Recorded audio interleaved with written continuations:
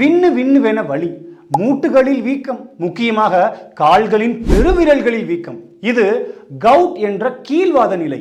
மாட்டிறைச்சி, பன்றிறைச்சி, இறால், ஏன் நண்டு மற்றும் மீனில் கூட அதிக அளவில் பியூரின் காம்பவுண்ட் உள்ளது. உடலானது இந்த பியூரினை யூரிக் ஆசிட் என்ற ஒரு கழிவாக மாற்றி வெளியேற்றும். ஆனால் எவனொருவன் இந்த உணவுகளை அதிக அளவில் உட்கொள்கிறானோ அவனுக்கு இந்த கழிவு மிகுதியாய் உற்பத்தி ஆகும் அல்லவா?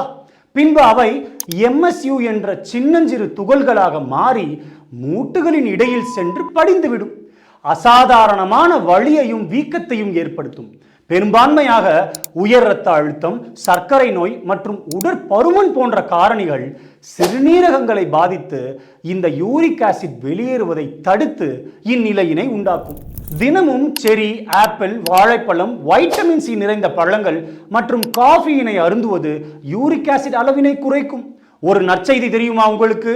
உடற்பயிற்சியினை தினசரி புரிந்து உடல் பருமனை குறைத்து தசைகளை பலப்படுத்தினால் இந்த வீக்கம் பலருக்கு இல்லாமலே கூட போய்விடும். ஆனால் மாட்டிறைச்சியின் சுவரொட்டியையோ ஆட்டிறைச்சியின் சுவரொட்டியையோ கல்லீரல், மூளை மற்றும் குடலினையோ உங்கள் சொப்பனத்திலும் எண்ணுதல் கூடாது. இவை யூரிக் ஆசிட் அளவினை மிகுதியாய் உயர்த்திவிடும். நன்றி.